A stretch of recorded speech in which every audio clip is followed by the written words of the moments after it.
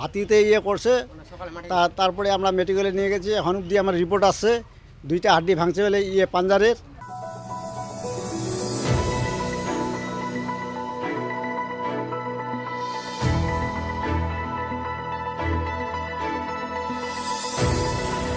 সাত সকালে হাতির আক্রমণে আহত এক ব্যক্তি। ঘটনাটি ঘটেছে খড়িবাড়ি ব্লকের রানীগঞ্জ গ্রাম পঞ্চায়েতের অন্তর্গত মঞ্জয় জোতে।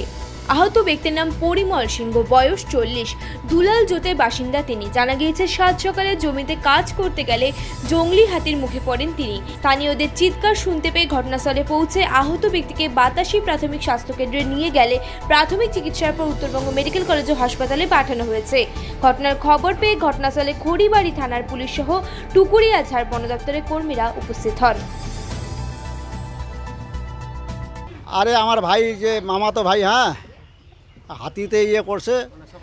তারপরে আমরা মেডিকেলে নিয়ে গেছি, এখন অবধি আমার রিপোর্ট আসছে 2টা হাড্ডি ভাঙছে বলে পাঞ্জারের, কোমর ভেঙে গেছে। কিভাবে ঘটলো এবং কোথায় ঘটলো? ওই পাট খেতে, হ্যাঁ, কি করতে গেছিল পাট খেতে? পাট খেতে জমিনে গেছে, নিজের জমিতে গেছে।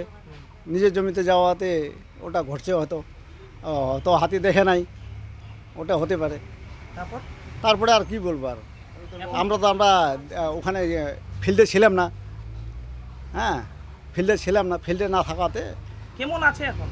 এখন ওইটাই বলা যায়, 2টা হাড্ডি ভাঙা আছে, কোমর ভাঙা আছে। কোথায় আছে? মেডিকেল কলেজে। আপনার নাম?